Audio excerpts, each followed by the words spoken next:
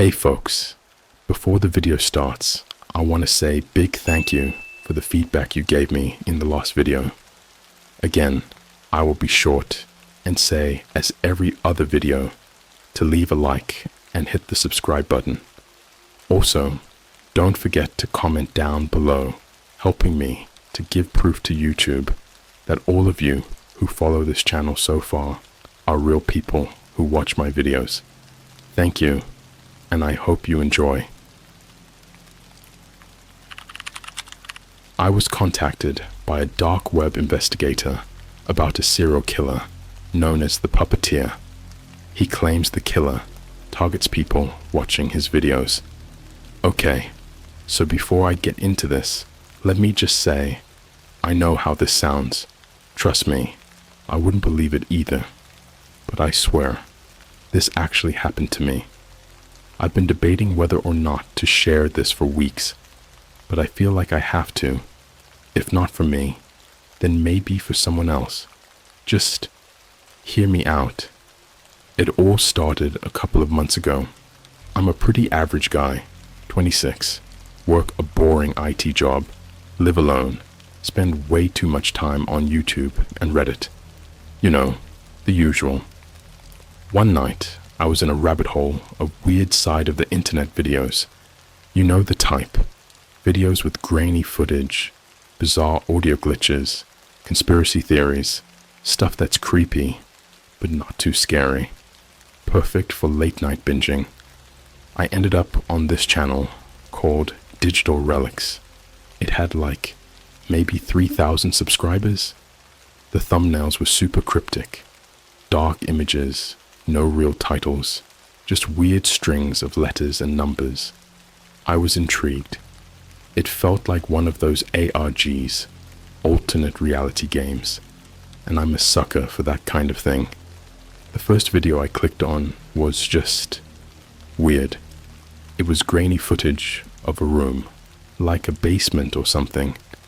There was a single chair in the middle of the frame. The audio was muffled, with faint, crackling static. Every now and then, you'd hear this faint, high-pitched noise, like a violin being played wrong. Nothing happened for 5 minutes. Then the video cut to black. That was it. No credits, no description, nothing. I watched a few more. They were all similar. Empty rooms, creepy audio, sometimes a flicker of movement in the shadows. I told myself it was just some indie filmmaker trying to go viral with an ARG. But something about it felt off. It didn't have that polished, this is pretend vibe most ARGs have.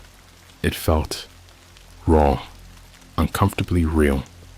I was about to call it a night when I noticed something strange. The most recent video was uploaded just an hour ago. It was titled, "Do Not Watch This." Classic clickbait, right? I couldn't resist. The video started with a close-up of a doll's face. Its eyes were huge, painted black with tiny white dots for pupils, and its mouth was stitched shut with thick thread. The camera slowly zoomed out to show the doll sitting in a dimly lit room. There was no sound at all, just this eerie, suffocating silence. Then, text appeared on the screen. "The Puppeteer is watching." "Are you?"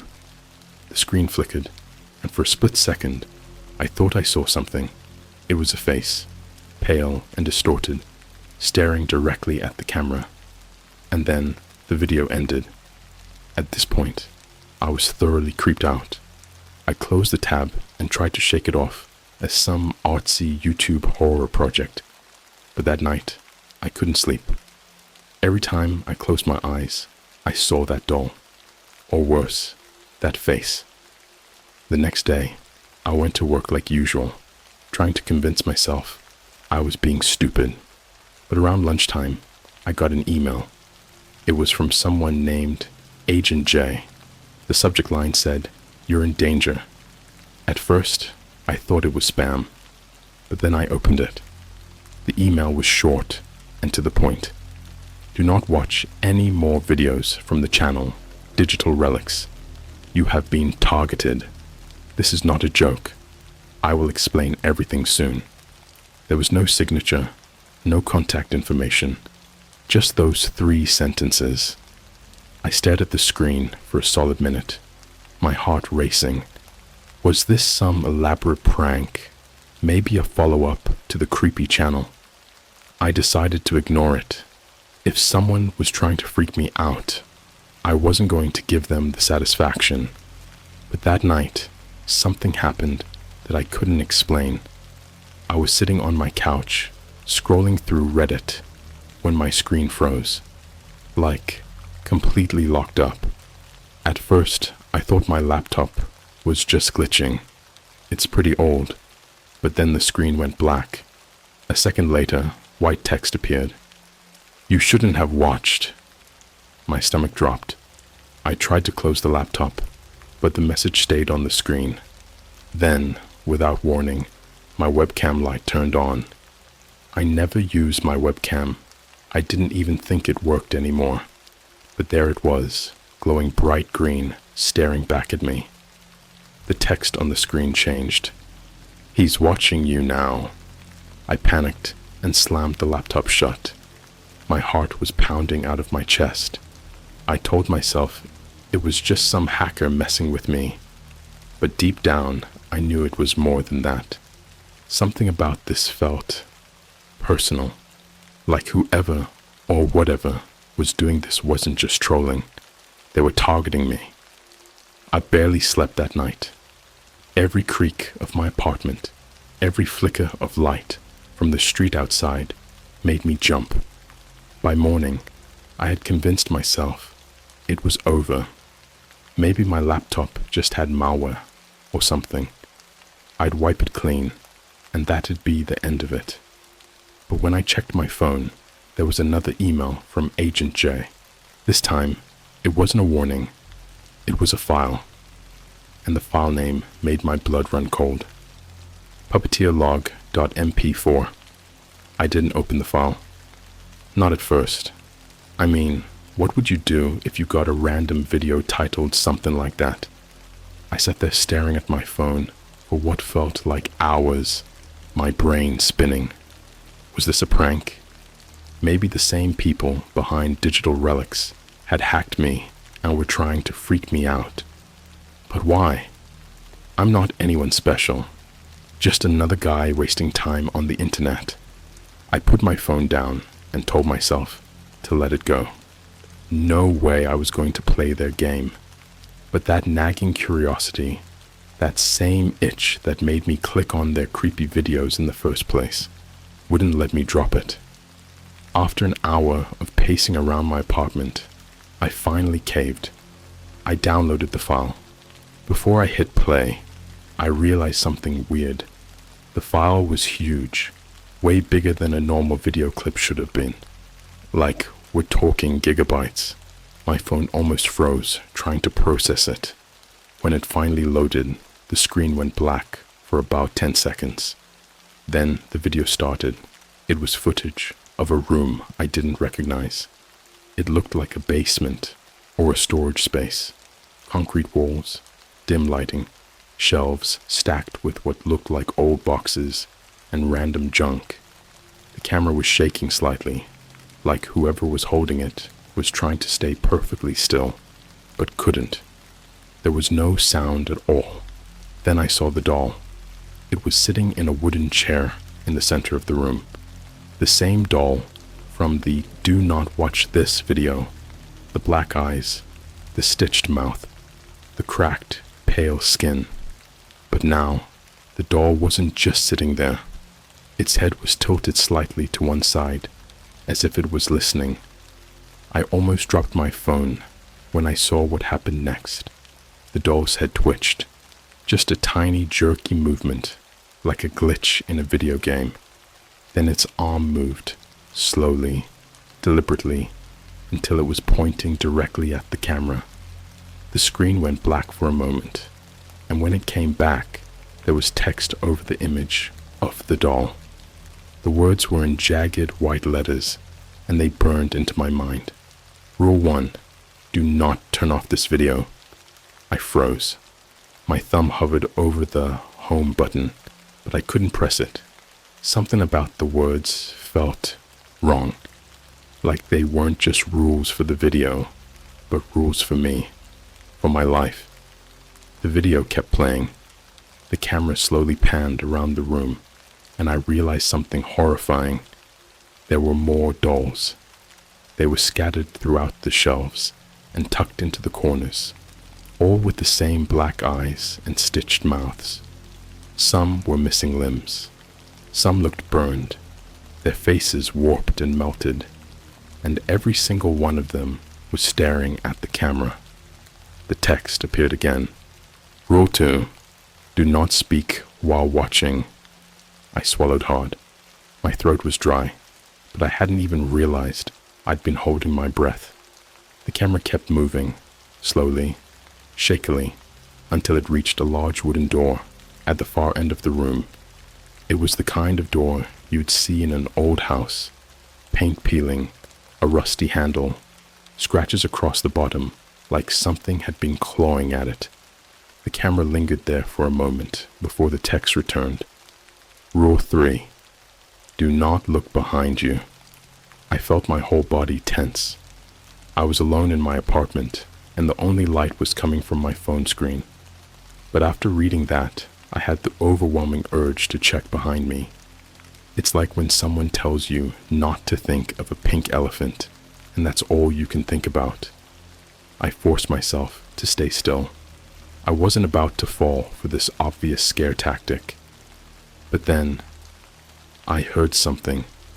A faint creak, like the sound of weight shifting on the floorboards behind me. My heart nearly stopped. I turned the volume up on my phone, hoping to drown it out, but the video was still completely silent. I wanted to turn around so badly, but those words kept replaying in my mind. Do not look behind you. The camera moved closer to the door, and I noticed something written on it, in what looked like dried blood. The puppeteer sees you. At this point, my hands were shaking so badly that I could barely hold my phone. The screen flickered again, and this time, the image showed the doll from the beginning. Its head was tilted all the way back, and its mouth, those stitched, lifeless lips, was slowly opening. There was no sound, but I swear I could feel the noise, like a low hum vibrating in my skull. Then the text appeared again. Do not disobey. He is always watching. The screen cut to black. I sat there, my heart pounding, waiting for something else to happen, but nothing did. The video was over. I locked my phone and immediately checked behind me. There was nothing there, just the same empty apartment I'd been living in for the past 3 years. But the feeling didn't go away, that sense that something or someone was watching me. I tried to shake it off as paranoia. Maybe the video was just some elaborate prank, and I was letting it get under my skin. But then I remembered the creak I'd heard earlier. It had been so faint, so easy to brush off at the time. But now I wasn't so sure. That night, I barely slept. Every time I closed my eyes, I saw that doll. Every time I thought about turning on a light, I imagined what might be waiting in the dark corners of my apartment. I kept my phone on my nightstand, just in case. When morning finally came, I decided I couldn't handle this on my own. I tried responding to the email from Agent J, but the message bounced back. The address didn't exist anymore. That's when I made my second big mistake. I went back to the Digital Relics channel. The video that had creeped me out the night before, it wasn't there anymore. In fact, the entire channel was gone. Every single video had been wiped. I thought about calling the cops, but what was I supposed to tell them? That some weird YouTube channel had uploaded a creepy doll video, and now I was scared of my own shadow. They'd laugh me out of the station. So instead, I tried to convince myself it was all just a bad joke. But then, around noon, I got another email. This time, there was no text, just an image attached. My hands were trembling as I opened it.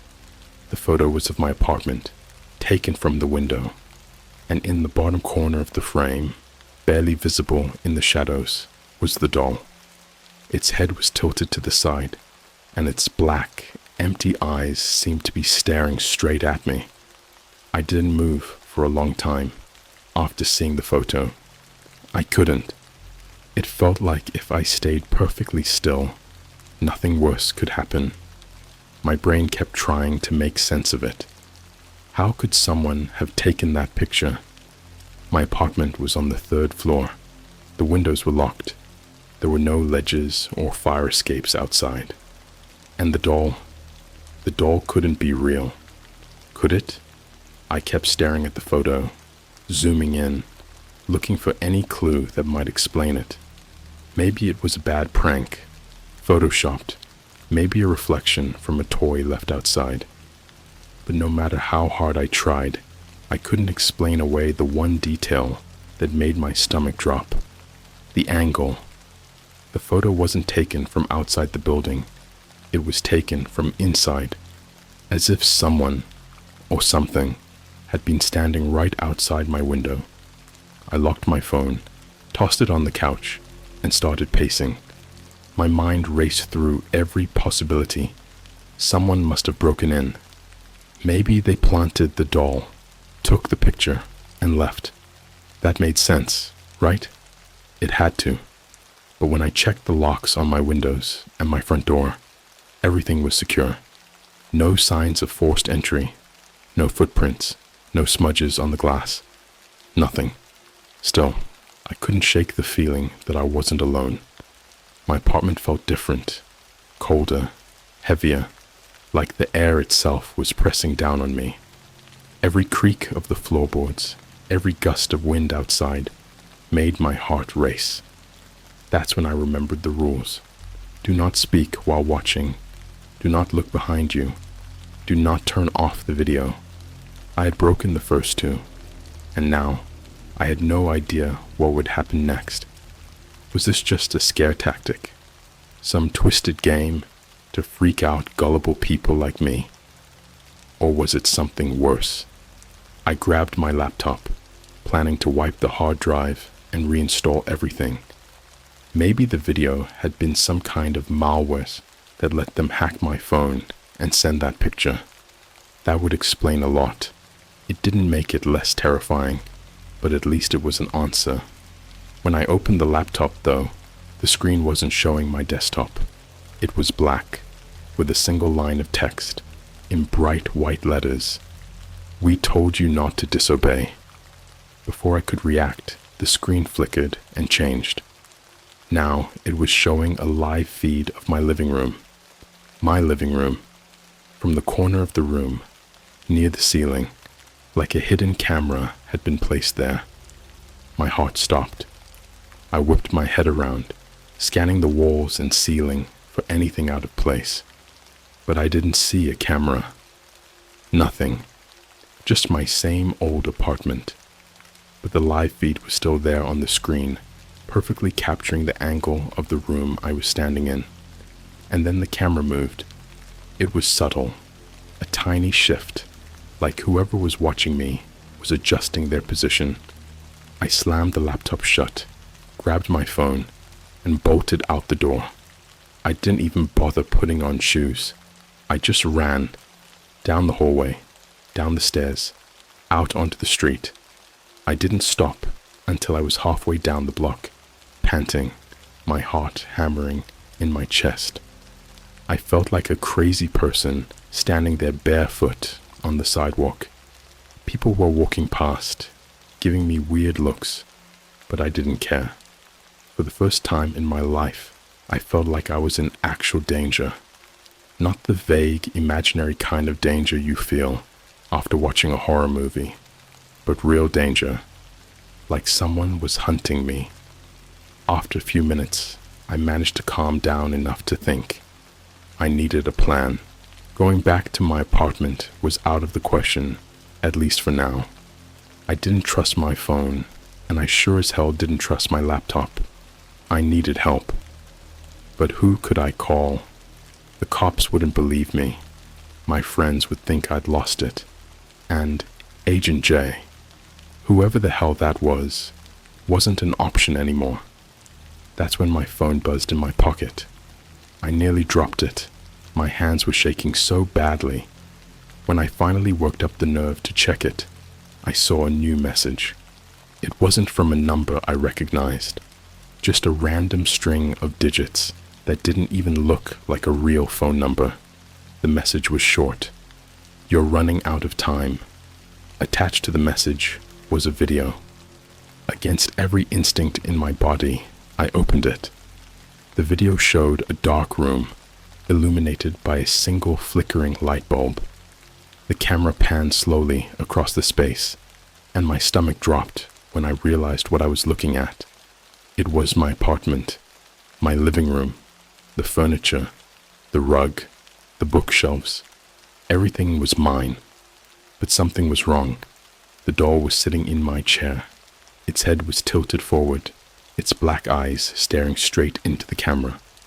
I thought it was just a still shot at first, but then its hand twitched. Slowly, it raised its arm and pointed toward the camera, toward me. The screen went black. Then, text appeared. Rule 4, do not run. I shut off my phone and stuffed it into my pocket. I didn't know what else to do. I was standing in the middle of the street, barefoot, with nowhere to go and no one to turn to. I felt like I was losing my mind. And then I noticed the car. It was an old, beat-up sedan parked at the curb about 20 feet away. There was someone inside, sitting in the driver's seat, watching me.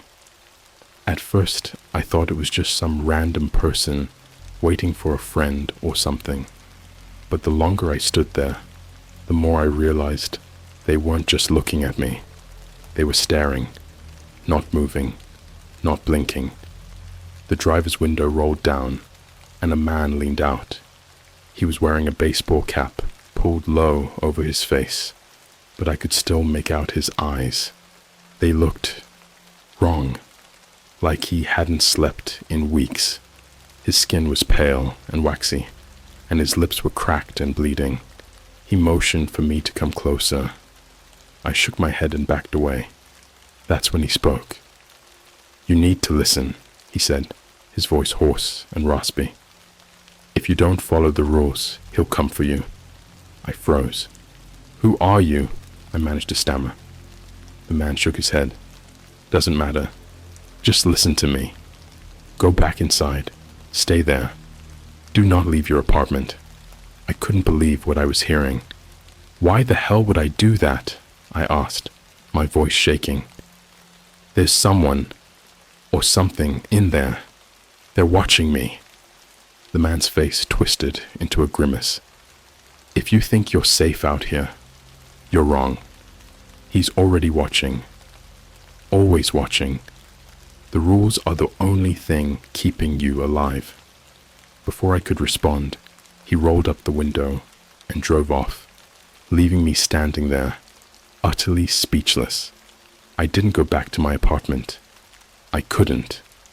Instead, I checked into a cheap motel on the edge of town, paid in cash, and locked myself in the room. I spent the entire night sitting on the bed, staring at the door, waiting for something, anything, to happen. Around 3 a.m., my phone buzzed again. This time, it was another email. The subject line read, "Final rule." The body of the email was empty, except for an image attachment. I hesitated, my finger hovering over the screen, but I knew I had no choice. I opened it. It was a picture of me, sitting on the bed in the motel room, and just barely visible in the corner of the image, half hidden in the shadows, was the doll. Its mouth was open. The moment I saw the photo, I froze. My whole body locked up. My mind raced through every possible explanation, but none of them made sense. I hadn't heard anything. I hadn't seen anyone. The motel room door was locked.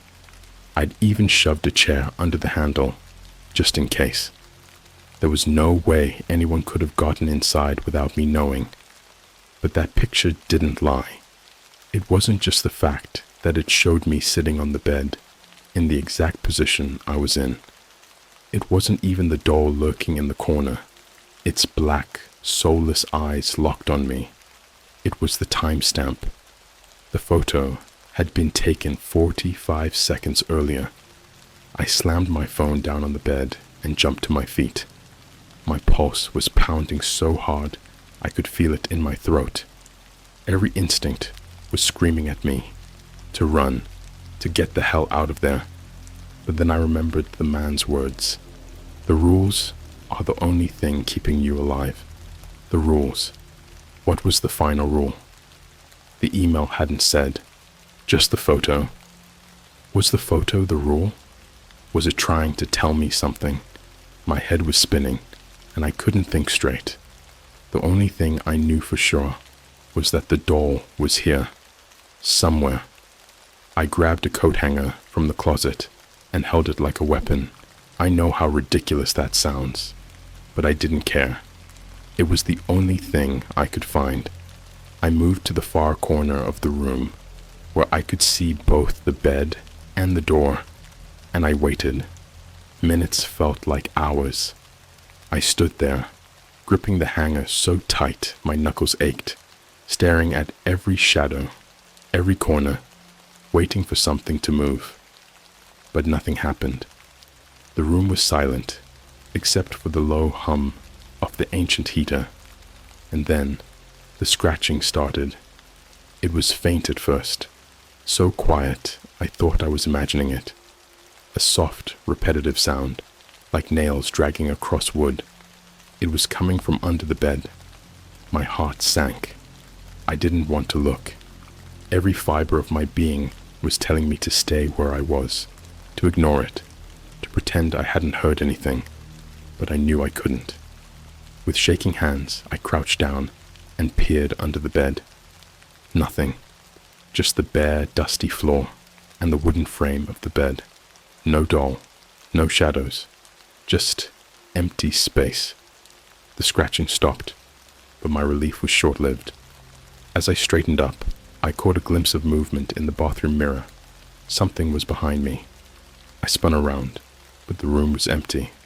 No doll, no person, nothing. Just the same dimly lit motel room I'd been trapped in for hours, but I knew what I'd seen, or at least what I thought I'd seen. A shape, small, pearl, and wrong. My phone buzzed on the bed, making me jump. I grabbed it and saw a new message. No subject line, no sender, just a single line of text. Rule 5, do not look away. My stomach dropped. What the hell did that mean? Don't look away from what? The room, the bed, the shadows creeping under the door. My mind spiraled as I tried to make sense of it. But before I could, the lights flickered. Once, twice. Then they went out. I was plunged into darkness so complete, I couldn't even see my own hands. The hum of the heater stopped, leaving me in total silence. My heart was pounding so loudly, it felt like it was shaking my whole body. I fumbled with my phone, using the screen's glow to light the room, but the second I lifted it, I regretted it. The doll was sitting in the middle of the bed. Its head was tilted forward, its arms limp at its sides, but its eyes, those black, endless eyes, were locked on me. I stumbled back, barely keeping my grip on the phone. I couldn't look away. I wouldn't look away. My mind screamed at me to run, to throw the phone and bolt for the door, but I knew better. The rules, the damn rules, they were the only thing keeping me alive. The email had said the final rule. There wouldn't be another chance. The doll's head twitched. It was so fast I almost missed it, but I swear it moved. Its mouth, those thick, stitched threads, seemed to stretch. like something was pressing against them from the inside, trying to force its way out. I could feel the room closing in around me, the air growing heavier, thicker, until it felt like I was suffocating. And then the whispering started. It wasn't coming from the doll. It was coming from everywhere. Low, guttural voices, speaking in a language I didn't understand. The words overlapped, growing louder, more frantic, until they were all I could hear. I wanted to scream, but I couldn't. I wanted to look away, but I couldn't. All I could do was stare at the doll as its head twitched again and again and again. The whispering stopped, and then so did the doll. For a moment, everything was still. The air felt lighter. The pressure in my chest eased, and I thought, hoped, it was over. But then I saw it. The stitches on the doll's mouth were gone. Its lips parted slowly, like they hadn't been used in years. The sound that came out wasn't human. It was a low, guttural growl, mixed with what sounded like static, like an old radio struggling to tune into a station. The doll's body twitched violently, its limbs jerking like a puppet on strings. And then it spoke. "You broke the rules." The voice wasn't coming from the doll. It was coming from the air itself, reverberating around the room. I wanted to argue, to say I'd followed every rule, but I couldn't find my voice. The doll's head snapped toward me, its black eyes locking onto mine, and I felt a cold, sharp pressure on my chest, like something invisible was gripping my heart. "You looked away," it hissed. "No," I whispered, barely able to choke out the word. I didn't. The pressure tightened. My vision blurred. I felt like I was being crushed from the inside out.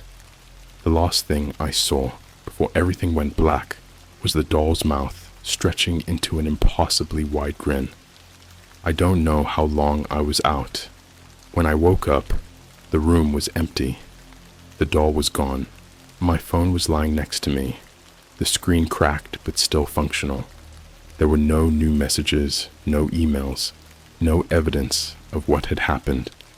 But the rules stayed with me. I left the motel that morning, walking barefoot down the highway until I found a gas station where I could call for a ride. I haven't been back to my apartment. I haven't checked my email. I don't even use my phone anymore, except when absolutely necessary. But I can still feel it, watching me, waiting. And every now and then, when the lights flicker or I catch a glimpse of movement out of the corner of my eye, I hear the whispering start again. After the motel, I thought I could leave it all behind. I thought, if I just stayed off my phone, stayed out of my apartment, and avoided anything connected to those rules, I'd be safe. But safety was an illusion. Whatever was hunting me, whatever was pulling the strings, wasn't done. The first few weeks after the motel, I stayed at a friend's house. I didn't tell him much, just that I had a stalker and needed a place to crash. He didn't ask a lot of questions, which was good, because I didn't have answers. But even there, even in his small, quiet apartment, I couldn't shake the feeling that I was being watched. It started with the mirrors. At first, it was subtle. I'd glance at my reflection in the bathroom mirror, and for a split second, I'd see something behind me. Not the doll, something darker, less defined. A shape that seemed to shift and writhe, like smoke trapped in a jar. I told myself it was just my imagination, that I was still shaken up from everything that had happened. But it wasn't just the mirrors. One night, I woke up to the sound of footsteps in the hallway. Slow, deliberate footsteps, like someone pacing outside my room. My friend's apartment wasn't big. There was no way he could have been walking around without me hearing him leave his bedroom. I held my breath and listened, hoping it was just the pipes or the building settling. The footsteps stopped. I waited for what felt like hours, clutching the blanket like it could protect me from whatever was out there. Eventually, I convinced myself it was nothing and drifted back to sleep. But in the morning, I found something that made my blood run cold. On the floor outside my room, written in tiny, jagged scratches, was a single word: watch. I left my friend's apartment that day. I didn't tell him why. I just packed up my things and left. I knew this thing, the puppeteer or whatever it was, wasn't going to stop. It didn't matter where I went. It didn't matter if I followed the rules. It had already marked me. I was just a puppet, and it was pulling the strings. I spent the next few weeks hopping between motels, cheap Airbnbs, anywhere I could pay in cash and stay under the radar. I kept my phone off most of the time, only using it to check for emails from Agent J. But nothing came. Whoever, or whatever they were, they had disappeared, leaving me to deal with this alone. The dream started not long after. In every dream, I was in the same room, a dark, windowless space with concrete walls and a single, flickering light bulb overhead. The dolls were always there, scattered around the room, their black eyes watching me. I couldn't move. I couldn't scream. I could only watch as their heads turned, one by one, to face me. And then, every time, the voice would whisper, "He's coming." I hit rock bottom a month after the motel incident. I was staying in a run-down roadside inn, the kind of place where you pay extra if you want clean sheets. I hadn't slept in days. Every time I closed my eyes, I heard the whispering start again. I was exhausted, paranoid, constantly looking over my shoulder. I knew I couldn't keep running, but I didn't know what else to do. That's when I got the call. My phone rang in the middle of the night, even though I'd turned it off. At first, I thought it was another hallucination, another trick my sleep-deprived brain was playing on me. But when I picked it up, the screen was lit, displaying a number I didn't recognize. Against my better judgment, I answered. "Hello." My voice was shaky, barely above a whisper. For a moment, there was silence. Then a familiar voice came through the line. "You broke the final rule."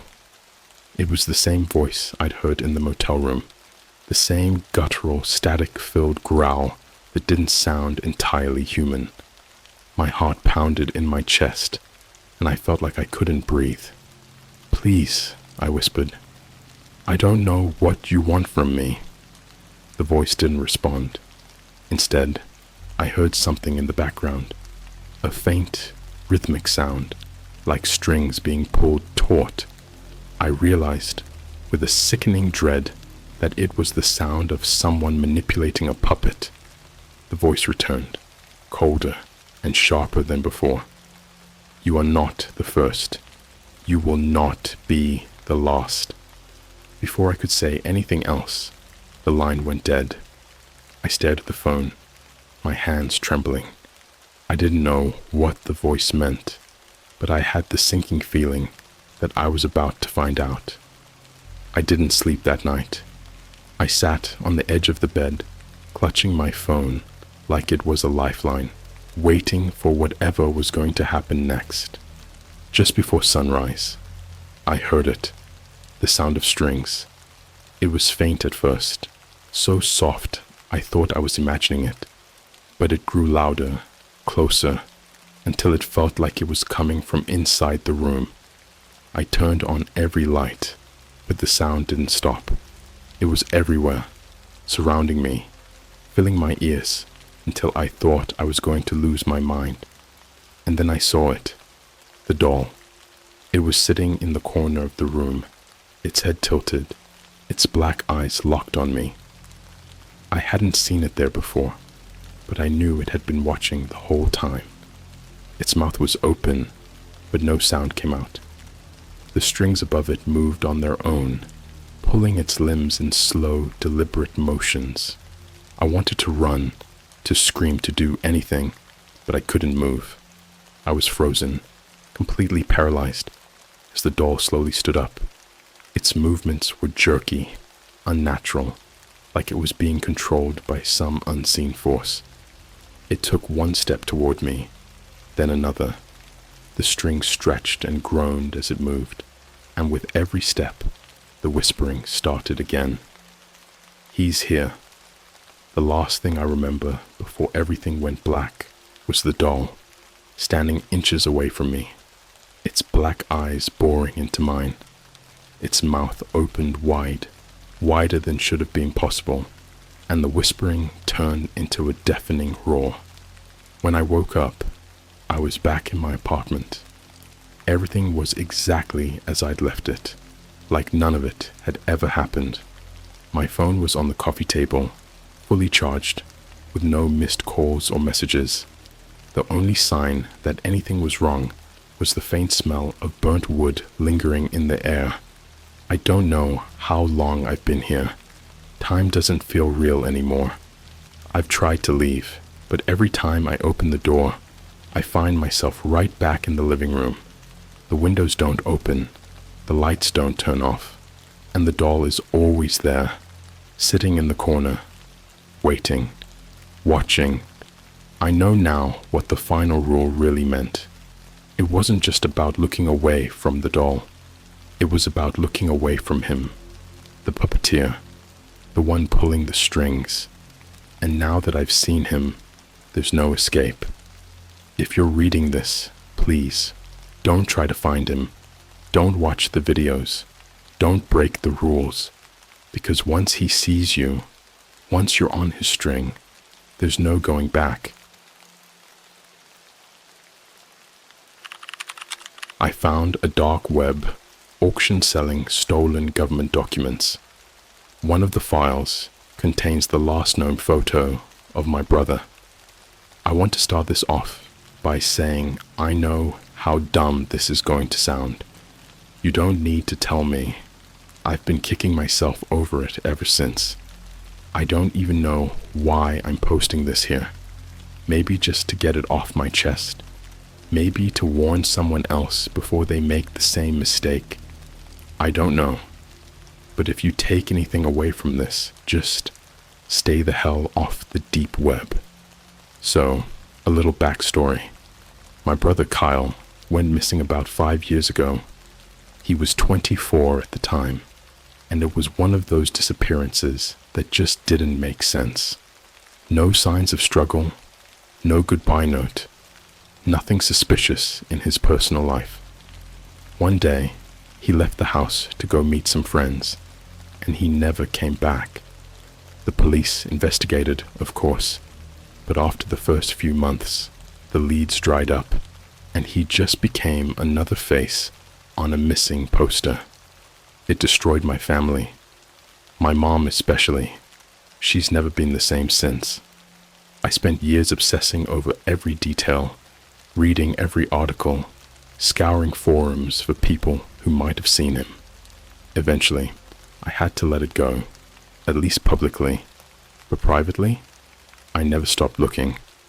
A few weeks ago, I came across this thread on a tech forum. It was about the dark web, and it wasn't the typical OMG hackers and hitmen stuff you see on YouTube. It was real users talking about what's actually out there. Most of it was boring. Drugs, counterfeit stuff, illegal downloads. But one post stood out. The guy claimed there were hidden auctions where you could buy, well, anything. Artifacts stolen from museums, classified government files, even missing person records. I know it sounds sketchy as hell, but something about it stuck with me. I couldn't stop thinking about it. What if someone, somewhere, had information about my brother? What if that's why he disappeared? That night, after a few drinks, mistake number one, I decided to check it out. I'm not going to explain how to access the dark web here. It's not hard to figure out, but seriously, just don't. All I'll say is, I downloaded the right software, tweaked some settings, and within an hour, I was staring at a directory of links. Most of them had cryptic names like Black Lotus Market or Red Room Archives, but one stood out, Black Vault Auctions. The homepage was underwhelming, honestly. Just a plain black background with white text, no images, no flashy graphics. There was a countdown at the top with bold letters that read, Next auction, 002357. Below that, a list of categories: historical artifacts, corporate documents, personal files, government, classifieds. Government classifieds caught my eye immediately. My stomach did this weird flip. I thought about Carl, about all the questions that had haunted me for years. Maybe this was it. Maybe I'd finally get some answers. The auction started, and at first, it was nothing like I expected. People weren't bidding on anything crazy, just boring stuff. Leaked emails, fake passports, old blueprints. But then the government files came up, and things got weird. The first listing was titled Operation Thornback, Decommissioned. The description said it was a CIA operation from the 1980s with details about unverified extraterrestrial phenomena. I laughed it off at first. It sounded like conspiracy theory junk, but the bid shot up fast. Someone paid almost $50,000 in Bitcoin for it. Then there was another file. This one was labeled Project Rook, Experimental Subjects, 2007 to 2016. That one got over $100,000 in less than a minute.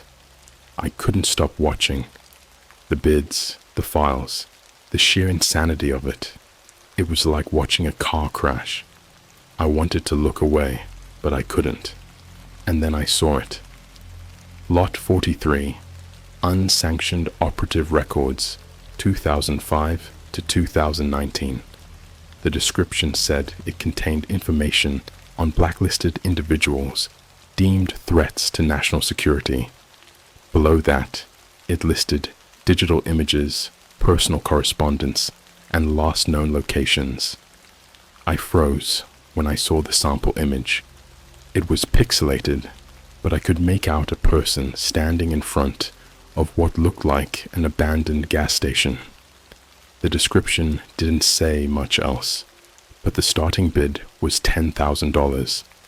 I stared at that photo for what felt like forever. Something about the way the person was standing, the shape of their shoulders. It reminded me of Kyle. My heart was racing. I didn't even think. I just started typing. I placed a bid. You ever have one of those moments where you realize you've just made a huge mistake, but it's too late to back out? That's how I felt the second I hit confirm. I didn't even have the full amount in Bitcoin, but the auction didn't care. It let me place the bid anyway. And worse, I won. A notification popped up. Payment due in 24 hours. Below that was a set of instructions to transfer the Bitcoin to an encrypted wallet address. If I didn't, the files would go to the second highest bidder. I was shaking. What the hell was I doing? Even if I could scrape together the money, how did I know this wasn't some scam? But then again, what if it wasn't? What if the files had answers? What if one of them really was Kyle? That's when my screen went black. For a second, I thought my computer had crashed. Then a message appeared in white text, right in the middle of the screen. Payment confirms silence. We're watching. I sat there frozen until the message disappeared and my desktop came back. My heart was pounding so hard it hurt. I unplugged my computer, locked it in the closet, and didn't sleep at all that night. The next morning, I woke up to a new email in my inbox. It was from an address I didn't recognize, but the subject line was clear. Congratulations on your purchase. The email contained a download link. No mention of payment, no threats, just a simple link. Against my better judgment, I clicked it. When I clicked that link, I wasn't thinking straight. My mind was a mess of adrenaline, fear, and this sick curiosity I couldn't shake. Deep down, I knew I should stop. I should delete the email, throw my computer in a dumpster, and pretend none of this ever happened. But I couldn't. What if the answer to everything, the reason my brother disappeared, was sitting behind that link? The file downloaded quickly. It was a zip folder titled Lot 43 OPR.DOCS, about 2 gigabytes. That was the first red flag. Classified documents shouldn't be neatly zipped up like a homework assignment. But what freaked me out more was the folder icon itself. It wasn't blank or generic. It was a black folder with a red symbol on it, a simple circle with a line cutting through it diagonally. I don't know why, but it made my stomach churn. It felt wrong, like I was opening something I was never supposed to see. When I unzipped the folder, there were 3 files inside. Subject, images, a folder containing what looked like hundreds of photos. Personal, correspondence.pdf, operation, summary.docs. I clicked on the images first. That's when things went from strange to outright horrifying. The photo folder was a chaotic mess. No organization, no labels, just hundreds of grainy, low-quality images. At first, they didn't make any sense. Most of them were random snapshots of people, taken from strange angles. There were photos of people walking down streets, sitting in coffee shops, sleeping in their beds. It was obvious these people had no idea they were being photographed. The worst part, most of the photos had been taken at night, through windows or cracked doors. Some were so close you could see the condensation from whoever was holding the camera. I felt sick. These weren't surveillance photos. They were trophies. I kept scrolling, faster and faster, my pulse thundering in my ears.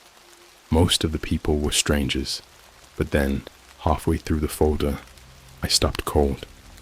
It was him. It was Kyle. The photo was blurry, but I recognized him immediately. He was sitting in a dingy, fluorescent-lit room, hunched over a metal table, with his hands cuffed in front of him. His face was pale, his eyes sunken, like he hadn't slept in days. There was a scar on his forehead I didn't remember him having. Behind him, a tall figure stood, their face out of frame, but their hand rested on Kyle's shoulder. I just stared at the screen, barely breathing. 5 years. 5 years of not knowing if he was alive or dead. And here he was, trapped in a room I didn't recognize, with someone watching over him like a prisoner. I scrolled to the next photo, and then the next, my hands shaking so badly, I almost dropped my mouse. There were more pictures of him, each one worse than the last. In one, he was slumped over the table, his hair wet with sweat. In another, he was being dragged down a hallway by 2 figures in black tactical gear. And then, there was the last photo. It was the same gas station from the auction preview, but this time, the image wasn't pixelated. Kyle was standing in the middle of the frame, wearing the same clothes as the earlier photos. His arms were tied behind his back, and his face was turned toward the camera. His eyes weren't just tired anymore. They were terrified. Behind him, in the shadows, a figure loomed. I couldn't make out any details, except for the faint outline of their face. It looked wrong, distorted, like someone had stretched it into something almost human, but not quite. I slammed my laptop shut and stumbled away from the desk. I felt like I was going to throw up. I couldn't process what I'd just seen. Carl was alive. At least, he had been when those photos were taken. But who had taken them? And why were they on a dark web auction? None of it made sense. I wanted answers, but I was too scared to look at the other files. Just opening that folder had felt like stepping into quicksand. The more I struggled to understand, the deeper I sank, but I couldn't stop. Not now. I forced myself to open the second file. Personal correspondence.pdf. It was a collection of emails and text messages, hundreds of them, all tied to different people. Most of them were mundane. Discussions about meeting times, requests for money, coded language that didn't make much sense. But then I started noticing patterns. Certain names came up over and over again. OPR handler, facility lead, and control. The messages were short and cold, like this one. From control to OPR handler. Subject number 17. Extraction complete. Subject in transit to facility 3. Begin processing immediately. Do not deviate from standard protocol. There were dozens like that. They all referred to subjects, and most included numbers. I didn't know what the numbers meant, but I found one that made my blood run cold. From facility lead to OPR handler. Subject number 43. Condition deteriorating. Recommend termination within 72 hours if no improvement. Attached, updated image log. Subject number 43. I didn't want to believe it, but I knew. I just knew. That was Carl. The last file was the operation summary.xcx. It was long, pages and pages of text, filled with technical jargon and blacked out sections, but the parts I could read painted a terrifying picture. It described something called Project Harbinger, a covert program involving the identification and containment of unregistered individuals posing potential risks to national stability. The document didn't explain what those risks were, but it hinted at something far beyond normal government surveillance. Words like anomalous cognition and external variables kept popping up, and I had no idea what they meant. But the scariest part? The summary listed a timeline of operations, including dates, locations, and outcomes. Kyle's hometown, my hometown, was listed under April 2018. The outcome: subject successfully extracted. Status: pending evaluation. That's when I heard the knock on my door. It wasn't loud, but it was deliberate. 3 slow, heavy knocks that made my skin crawl. I glanced at the clock. 2:17 a.m. No one should have been at my door, not at this hour. I didn't move. I barely breathed. After a minute, the knocking stopped, but I couldn't shake the feeling that someone was still out there, watching. I don't know what's happening. I don't know who to trust, but I'm starting to think I was never meant to find that auction, and now I think they know I did. I didn't sleep that night. After the knock, I stayed frozen in my chair, staring at the door like it was about to burst open. Every creak of the floor, every gust of wind outside felt like a threat. I told myself it was just my imagination, that no one was really there. But deep down, I knew. They knew I had the files. When the sun finally came up, I decided I needed to get out of the house. Staying there felt like sitting in a trap. I packed a bag, threw my laptop in, and headed to a motel a few towns over. I paid in cash and didn't give them my real name. It wasn't paranoia, it was instinct. Something was wrong, and I wasn't about to make it easy for whoever was watching me. But even in that dingy little room, With the blinds drawn and every lock secured, I didn't feel safe. The second I booted up my laptop, my stomach sank. There was a new file on my desktop. I didn't put it there.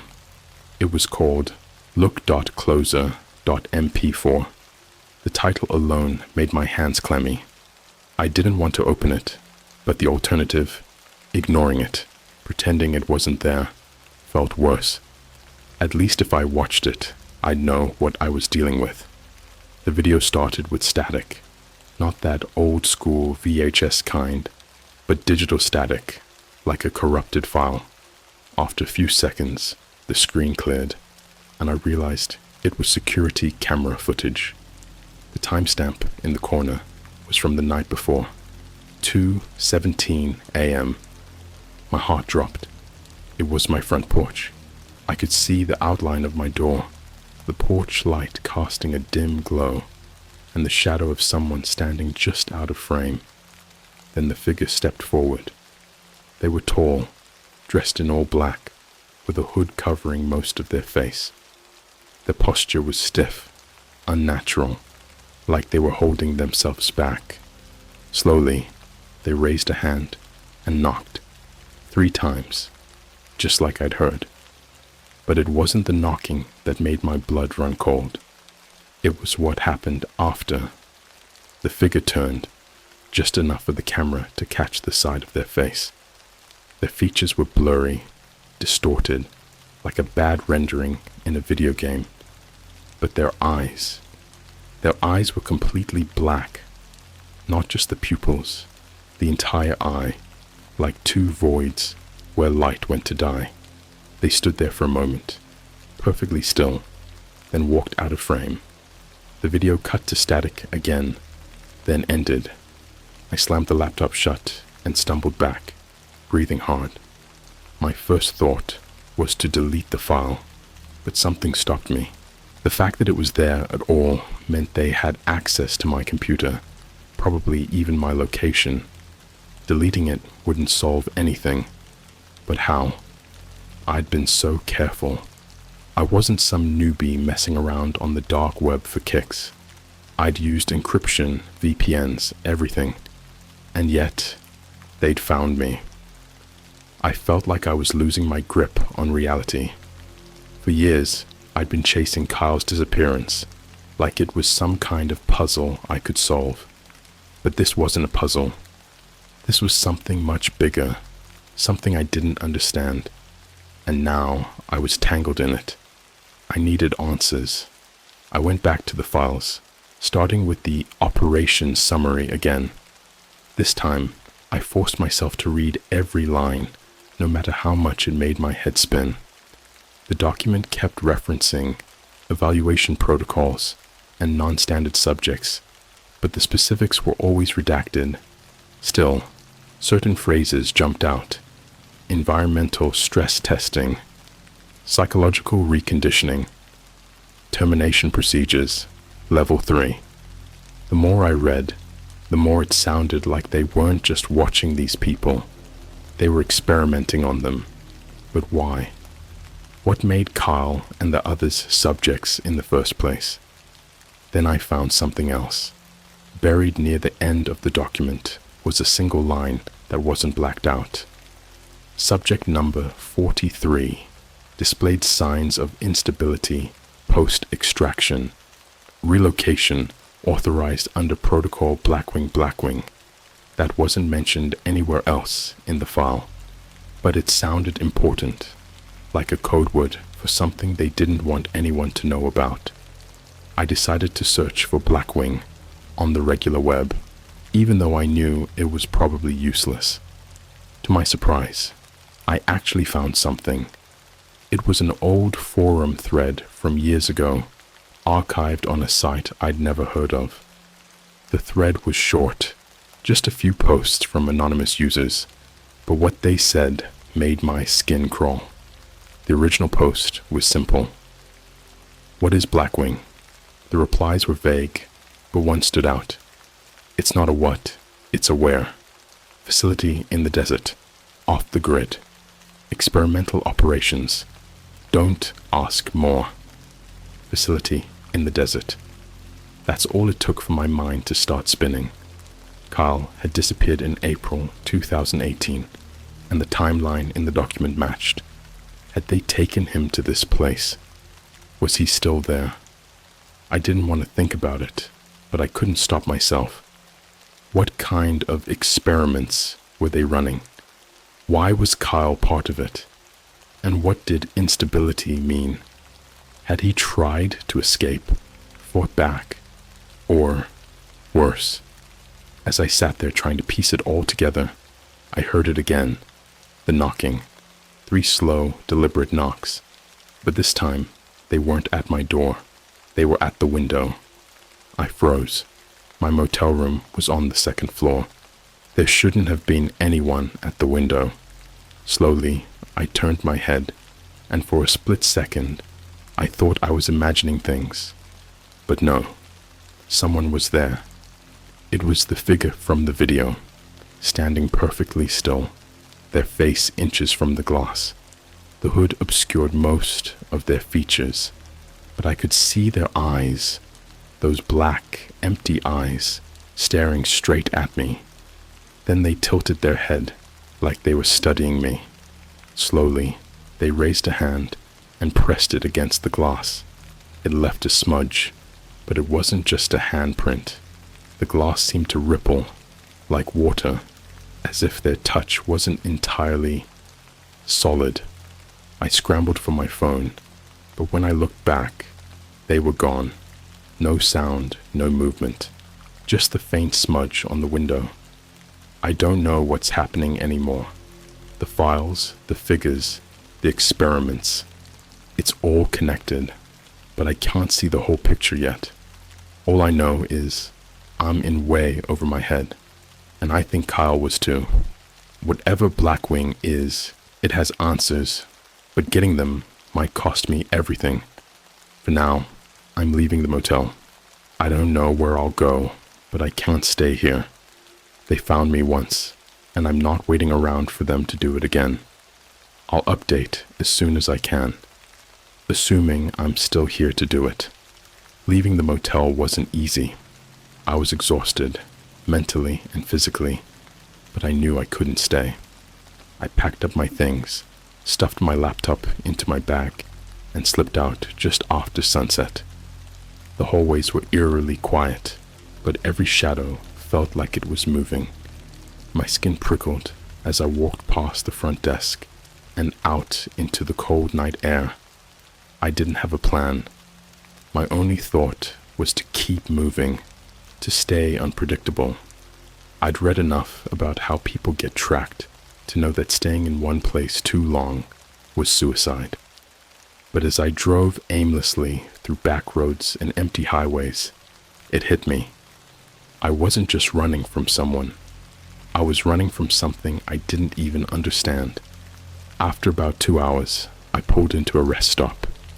It was one of those lonely, run-down places with a flickering light in the parking lot and a single vending machine that looked like it hadn't been restocked since the 90s.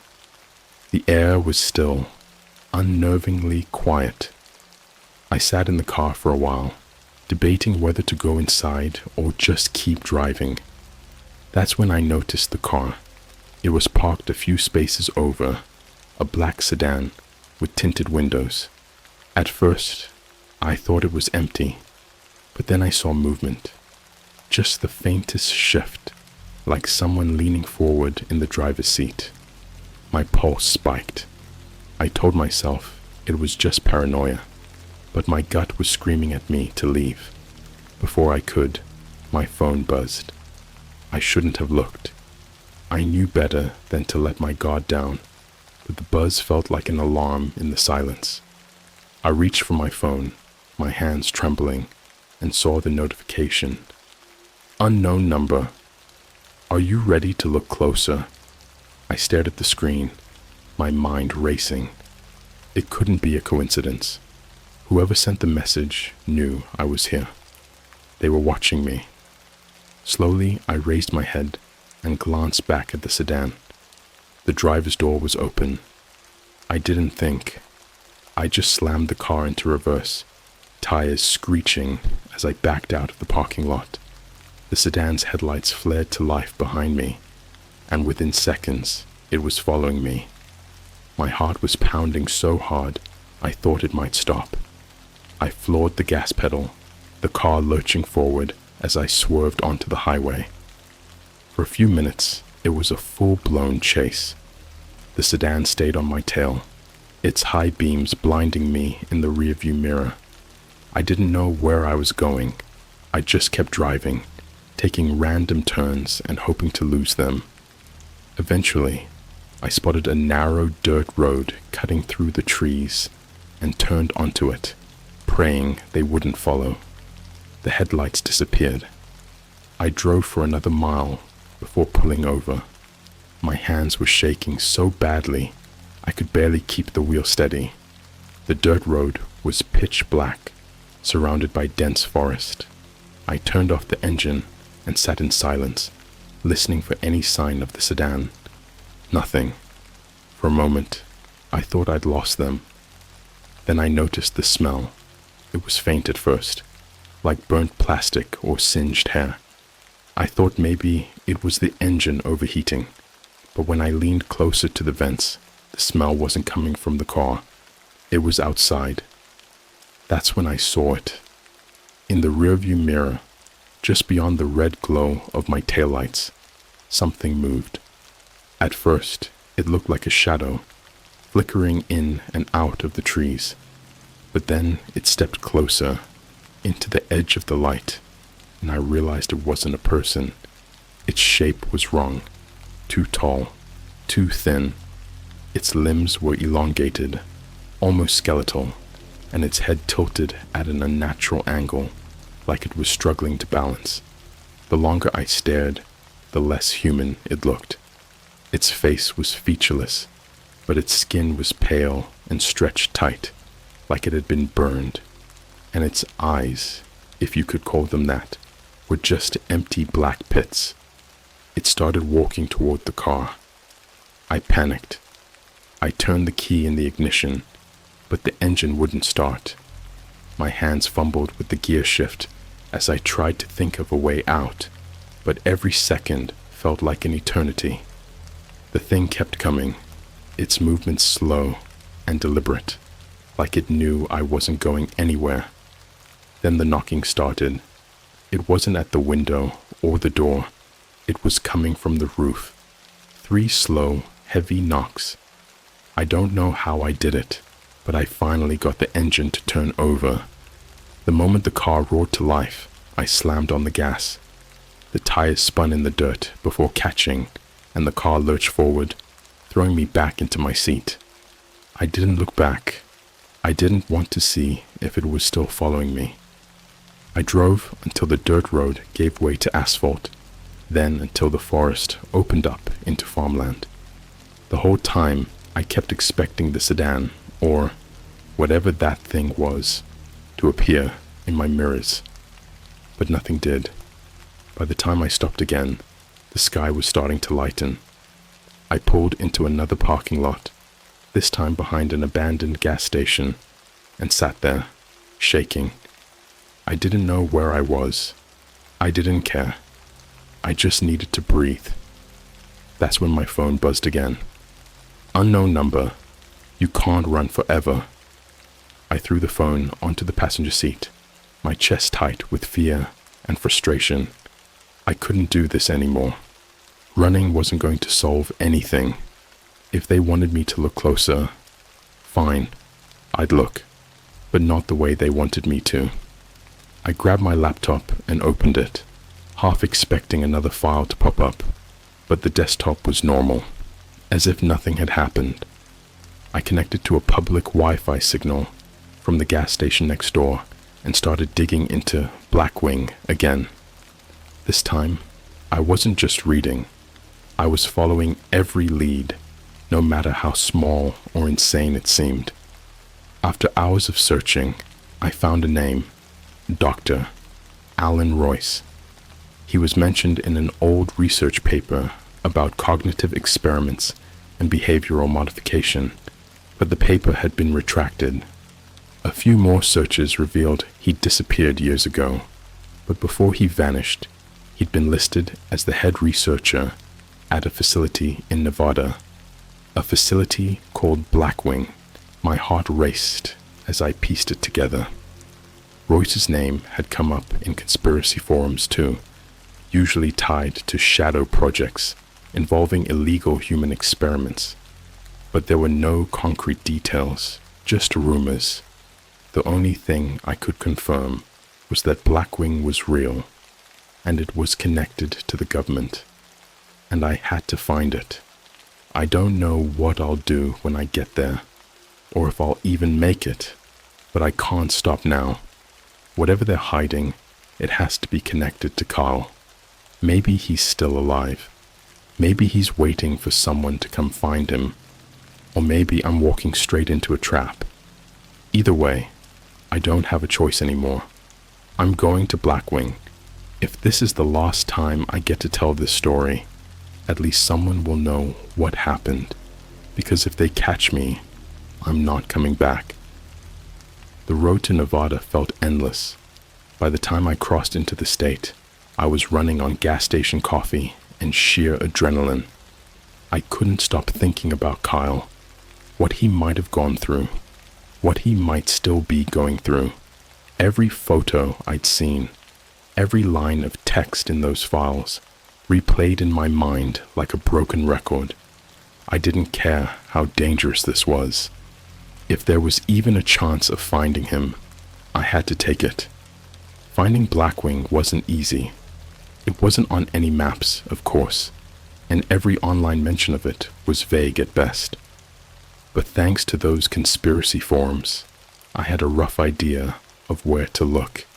A stretch of desert in the middle of nowhere, surrounded by nothing but sand and rocks. The closer I got, the stranger things became. My GPS went haywire first, blinking out entirely and then rerouting me in circles. My phone wouldn't hold a signal, even though the sky was clear, and I'd passed a cell tower not far back, and the road itself started to change. The asphalt cracked and crumbled into dirt, and then even the dirt seemed off. It was darker, almost black, and felt soft under the tires, like it wasn't natural. And then I saw it. At first, I thought it was just another mirage. A cluster of low, blocky buildings shimmered in the distance, barely visible in the desert haze. But as I got closer, the details became sharper. Tall fences topped with razor wire, watchtowers with motionless figures standing guard, and a single gate with no visible road leading to it. It looked like something straight out of a dystopian nightmare, cold, sterile, and utterly lifeless. I parked the car behind a ridge, far enough away to avoid being spotted, but close enough to keep an eye on the gate.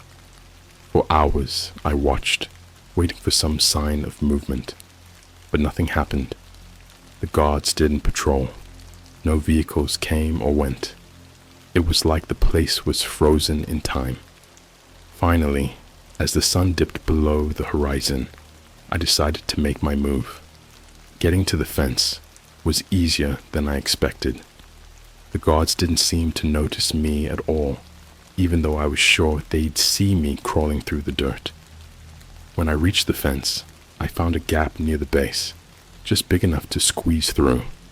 My heart was pounding as I slipped inside, every nerve in my body screaming at me to turn back.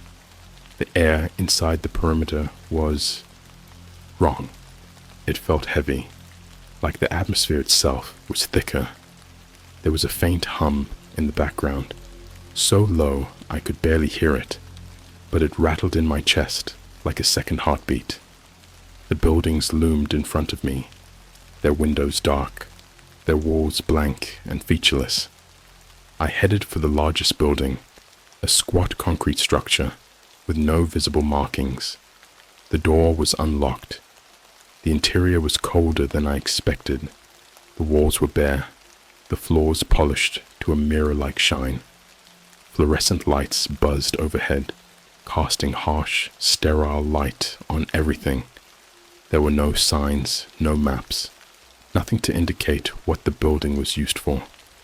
Just endless hallways, each one identical to the last. As I moved deeper into the building, I started to notice things. Small things at first. A smear of something dark on the floor. A single boot lying forgotten in a corner. Then, bigger things. A room with overturned chairs and broken glass. A door hanging off its hinges, the metal warped like it had been melted. And then, the screams. They were faint, distant, but unmistakable. High-pitched, raw, filled with a kind of terror I'd never heard before. They echoed through the halls, growing louder as I followed them. Every instinct told me to turn back, but I couldn't. Not now. Not when I was this close. The screams led me to a heavy steel door at the end of a long hallway. It was marked with a single word, stenciled in faded black paint. Evaluation. My hands trembled as I pushed it open.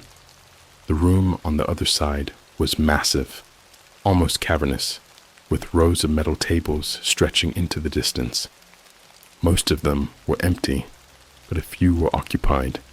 People strapped down, motionless, their faces hidden by large black visors. Machines surrounded them, their screens filled with lines of code and strange, pulsing graphs. The hum I'd heard earlier was louder here, almost deafening. I moved between the tables, my stomach turning with every step. People looked wrong. Their skin was pale and stretched tight over their bones, and their chests barely moved as they breathed. One of them twitched as I passed, their hand jerking against the restraints. I almost screamed. Then I saw him. Kyle was at the far end of the room, strapped to one of the tables. He looked thinner, almost skeletal, but it was him. His hair was longer, his face gaunt, but I would have known him anywhere. The visor covered his eyes, but his lips moved slightly, like he was whispering something. Kyle! I ran to him, ripping the restraints off his arms and legs. His body was limp, heavy, like he hadn't moved in days. I pulled the visor off, and his eyes fluttered open. For a moment, he just stared at me, his gaze unfocused. Alex? His voice was barely a whisper. It's me, I said, tears streaming down my face. I'm here. I'm getting you out of here. But before I could move, he grabbed my arm, his grip surprisingly strong. You shouldn't have come, he said. His eyes, bloodshot and glossy, locked onto mine. They'll find you. A deafening alarm cut him off. The lights flickered, bathing the room in red as the hum turned into a high-pitched whine. I heard footsteps, heavy and fast, echoing down the hallway. Carl tried to sit up, but his body wouldn't cooperate. I grabbed him under the arms and started dragging him toward the door, every muscle in my body screaming in protest. The footsteps grew louder. Shadows flickered at the edge of the hallway, moving in that same unnatural way I'd seen before. I didn't look back. I couldn't. We burst through the door and into the night, the alarm still blaring behind us. The guards, or whatever they were close now. I could hear them breathing, a wet, rasping sound that made my skin crawl. The car was just ahead, parked where I'd left it. Somehow, I managed to shove Kyle into the passenger seat and slam the door. The shadows were almost on top of us when I turned the key. The engine roared to life. We sped away from the facility, the tires kicking up black dust. I didn't stop, didn't look back, not until the facility was nothing more than a dot on the horizon. Kyle was slumped in the seat next to me, his breathing shallow but steady. I didn't know where we were going. I just knew We had to keep moving. As the sun rose, Kyle finally spoke.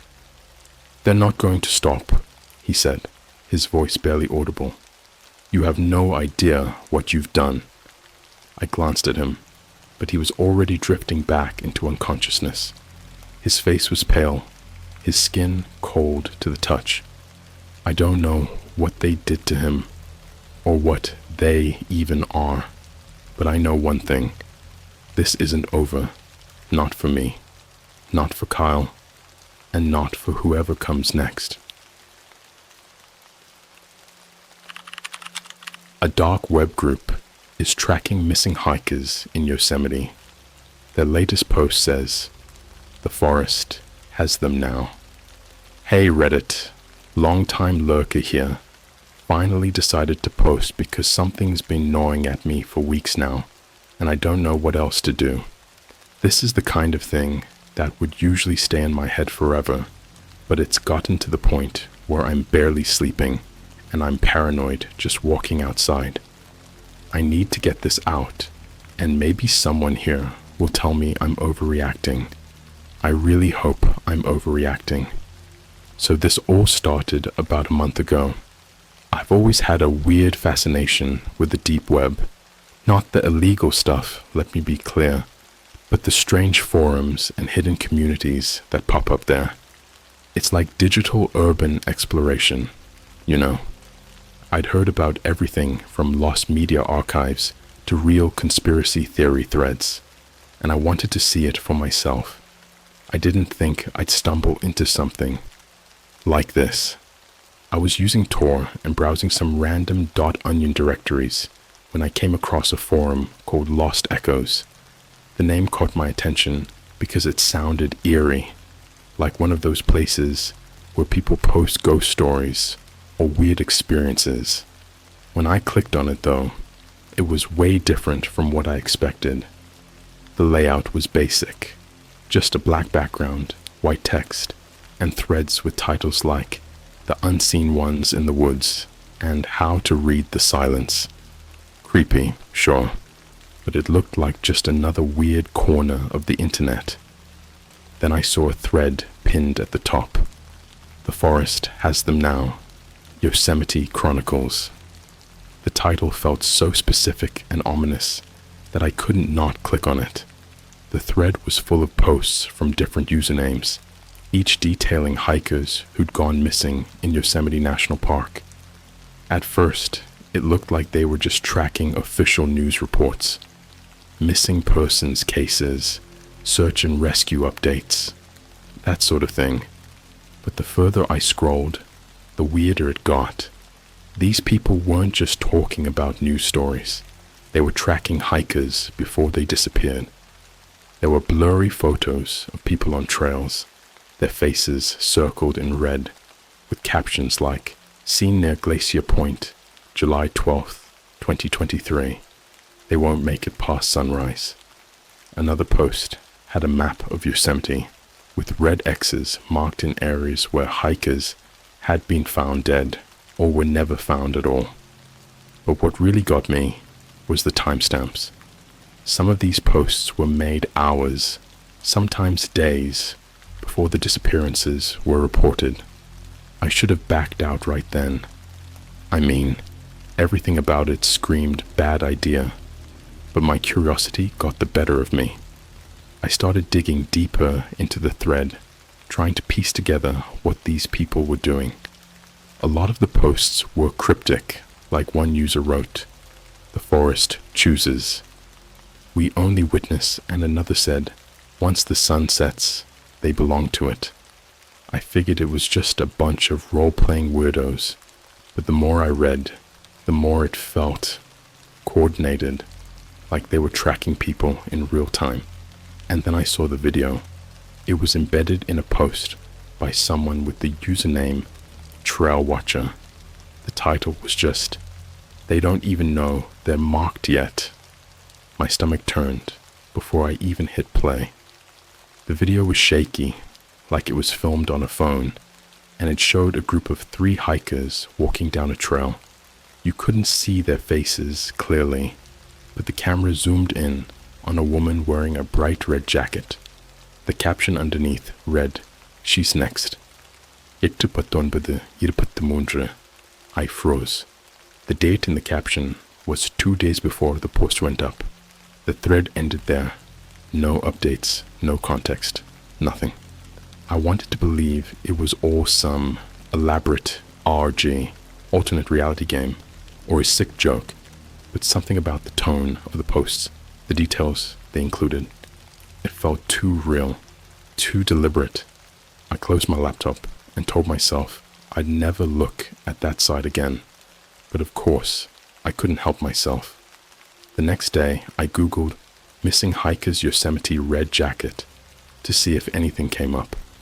Sure enough, there was a news article about a woman named Laura Gibbons, 29, who'd gone missing near Glacier Point on August 19th, the same day mentioned in the video.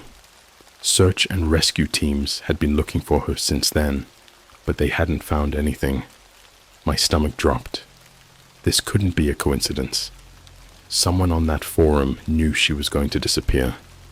That's when I made the second stupidest decision of my life. I went back to Lost Echoes.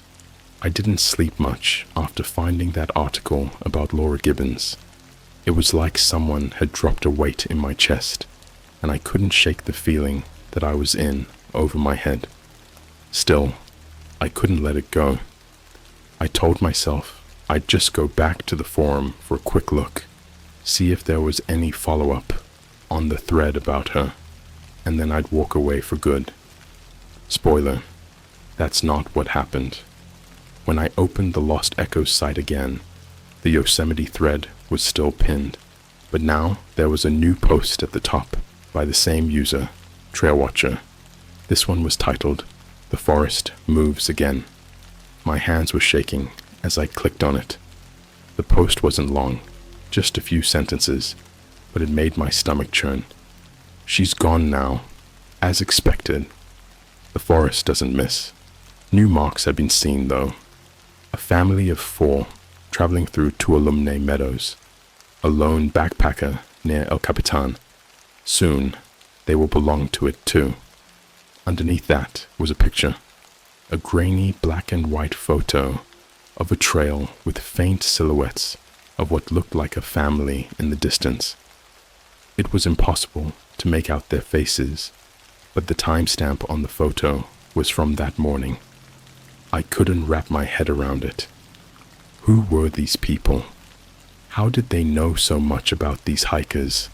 And what the hell did they mean by "the forest doesn't miss"? The comments on the post weren't any less cryptic. Most of them were just single phrases like, "the markers are clear," or "it breathes for them now." One user, Hidden Roots, posted, "Tuolumne's gift is sharp tonight. The veil thins." I had no idea what any of it meant, but the way they talked, it felt like they weren't just observers. They seemed involved. At this point, I knew I should have walked away. But instead, I did something incredibly stupid. I created an account. I wasn't planning to post anything, obviously. I just wanted to see if I could access other parts of the forum. Once I registered, I noticed there was a private messaging feature, and, even creepier, some threads had hidden content that only registered users could see. The Yosemite thread was one of them. I hesitated for a long time before clicking the unlock option, half expecting my computer to burst into flames or something. Instead, it just loaded more posts. What I saw next made my blood run cold. The unlocked posts were filled with what looked like surveillance photos, hikers snapped from a distance, their faces never fully visible. Each photo had a timestamp, coordinates, and a note underneath. Stuff like, "moves alone, unguarded, marked for dusk." Another post just said, "Campground 4, easy pickings." It wasn't just Yosemite anymore. There were photos from other parks too. Yellowstone, Zion, Olympic. But Yosemite had the most activity by far. I started recognizing Some of the places in the photos, popular trails, campsites, viewpoints I'd been to before. That's what really hit me. I'd always thought of Yosemite as this beautiful, peaceful escape from the chaos of the world, but now it felt like a hunting ground, and the hunters were watching. I spent hours scrolling through those posts, trying to make sense of it all. One recurring theme stood out, this thing they called the forest. It wasn't just a place to them, it was like some kind of living sentient force. The way they wrote about it, it almost felt religious. One user posted, "The forest takes what is owed. It always collects." Another wrote, "We only guide the chosen. The forest decides the rest." At some point, I realized I wasn't alone in my room anymore. My cat, Shadow, had jumped onto my desk, and her sudden movement startled me so badly I nearly knocked over my drink. That's when I noticed my webcam light was on. I froze. I hadn't turned it on, and there were no programs open that should have been using it. My laptop fan kicked into high gear, and the screen flickered for a second before going back to normal. I slammed the lid shut and yanked the webcam cover over the lens, my heart pounding. I didn't know if it was a glitch or if someone on that forum had done something, but either way, it was enough to freak me out. I turned off my laptop and swore I was done with this for good. But, of course, it didn't end there. The next morning, I woke up to find an email in my inbox. It was from an address I didn't recognize, just a string of random characters followed by @onionmail. The subject line was blank, and there was no text in the body, just an attachment, a photo. I didn't want to open it. Every instinct I had was screaming at me to delete the email and forget I ever saw it. But curiosity, or maybe just stupidity, got the better of me. I clicked on the photo, and it opened in my browser. It was a picture of me. I was sitting at my desk, staring at my laptop. The angle was low, like it was taken from the floor. My cat was in the corner of the frame, mid-jump onto the desk. The timestamp on the photo was from the night before. I felt like I was going to throw up. Someone had been watching me. I immediately checked my apartment. Locked doors, closed windows. No sign of anyone having been inside. But the feeling of being watched didn't go away. I couldn't shake the thought that whoever sent that photo wasn't just some random creep. They were connected to Lost Echoes. Maybe even one of the users I'd seen in the Yosemite thread. I didn't know what to do. Reporting it to the police felt pointless. They'd probably just tell me to stop going on shady websites. But I couldn't just ignore it either. So I did the only thing I could think of. I went back to the forum. When I logged in, I had a new notification. Someone had sent me a private message. The username was Trail Watcher, the same person who'd started the Yosemite thread. The message was short, just 3 words: stay out. Watch. It didn't make sense at first, but the longer I stared at it, the more it felt like a warning, or maybe a threat. I didn't reply. Instead, I went back to the Yosemite thread, and that's when I saw it. A new post, uploaded just minutes before. The title was Marked for Dawn. Underneath was a photo. It was a grainy shot of me leaving my apartment, taken from across the street. The caption read, "The forest always collects." I didn't leave my apartment for 3 days after seeing that photo. I locked every door, checked every window, and kept the blinds closed so tightly that not even a sliver of light could sneak through. I even shoved an old chair under the doorknob, like some flimsy piece of furniture was going to stop whoever or whatever was watching me. Deep down, I knew I wasn't safe. I wasn't sure I'd ever be safe again. The thing is, I didn't live in some isolated cabin or a sketchy neighborhood where this kind of thing might have made sense. I was in a suburban apartment complex, surrounded by people who walked their dogs and mowed their lawns like nothing in the world was wrong. But that photo, the one of me outside my apartment, it meant someone had been close enough to see me, close enough to take a picture without me noticing, and I still didn't know why. For those 3 days, I barely touched my laptop. I didn't want to give Lost Echoes or whoever was behind it another chance to worm their way into my life. But I couldn't stop thinking about it, about the hikers, about the cryptic messages, about the forest.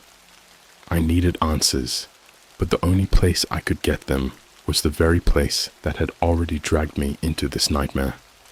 By the 4th day, the paranoia had eaten away at my resolve. I decided I'd log back in, just for a few minutes. I told myself it wasn't curiosity, it was survival. If they were still talking about me, if there was anything in the threads that could give me a clue about what was going on, I needed to see it. When I opened the site, the Yosemite thread had been updated again. This time, the title was Paths Converge. My heart was racing as I clicked on it. The post was longer than usual, almost poetic in a way that made it even more unnerving. All paths lead back to the forest. Some wander blindly, others are called. The forest does not discriminate. It watches, it waits. When the time comes, the chosen will step into the silence, and they will belong to it forever. There is no escape from what breathes beneath the roots. Beneath the post was a new photo. It showed another hiker, this time a man in his late 20s or early 30s, standing on a rocky outcrop that looked like it could have been in Yosemite. His face was turned toward the camera, but his expression was blank, like he wasn't fully there. The caption read, "He sees it now." That's when I noticed something that made my stomach churn. In the background of the photo, just barely visible through the haze of the forest, was a shadowy figure. It wasn't clear enough to tell what it was. Human, animal, something else entirely. But its shape didn't feel right. It was tall, too tall, and its limbs seemed wrong, like they didn't belong to a person. The comments were full of the usual cryptic nonsense, but one in particular caught my eye. Marked at sunrise, collected by dusk. I couldn't look away. It felt like watching a car crash in slow motion. I scrolled back up to the main post, trying to focus on the words, trying to make sense of what breathed beneath the roots. But before I could even start to process it, my phone buzzed on the desk. I jumped so hard, I nearly knocked my drink over. When I picked it up, I saw an unknown number flashing on the screen. Normally, I'd ignore it. Scam calls are a dime a dozen. But something told me this wasn't your average telemarketer. Against my better judgment, I answered. At first, there was nothing but static. I said hello, and the static grew louder, almost like a storm was blowing directly into the receiver. Then, just as I was about to hang up, I heard it. A voice, faint and distorted, whispering one word over and over again. Watch, watch, watch.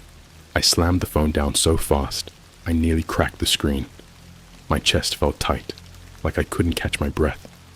This wasn't just some creepy online group anymore. They had my number.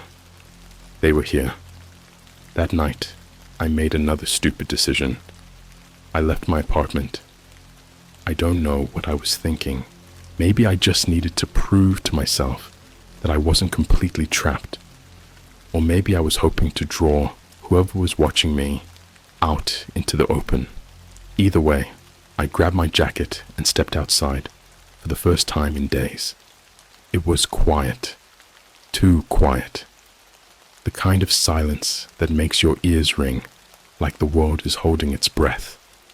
I walked a few blocks, sticking to the well-lit streets, my hands shoved deep into my pockets. Every shadow felt like it was crawling toward me. Every sound made my heart jump into my throat. I didn't see anyone, but I couldn't shake the feeling that I wasn't alone. Then, as I turned the corner, I saw it.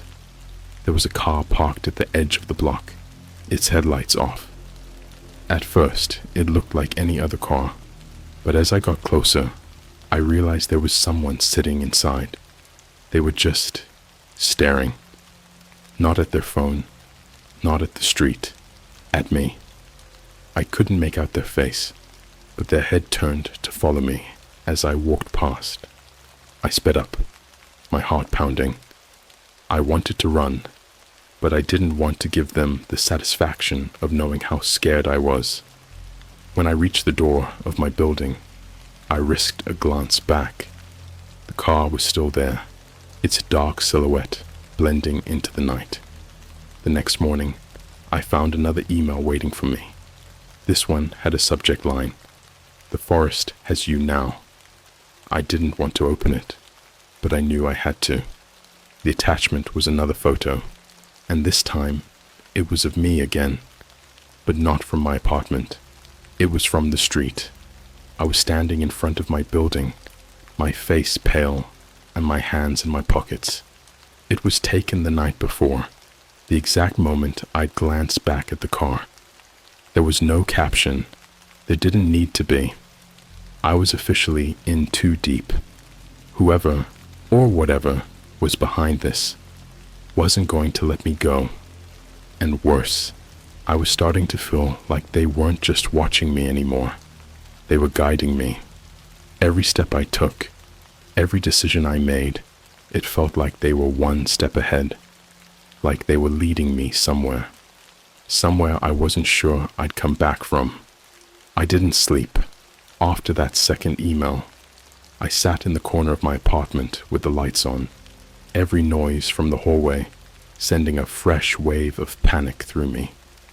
By now, I was convinced that staying put wasn't an option. They had my number. They had photos of me inside my home. If I didn't do something, it was only a matter of time before whoever or whatever was behind this decided to make their next move. But I didn't even know where to start. Calling the police was pointless. What was I supposed to say? "Hi, someone from a dark web forum is stalking me because I looked at their posts about hikers disappearing in Yosemite." Yeah, that wasn't going to fly. I'd probably end up on some watch list myself. My only option was to figure out what they wanted. I couldn't shake the feeling that everything came back to the forest. Not just Yosemite, but this thing they kept talking about. The way they described it, the forest wasn't just a physical place. It was something alive, something ancient, and it had its roots everywhere. It wasn't about being in Yosemite. It was about being marked.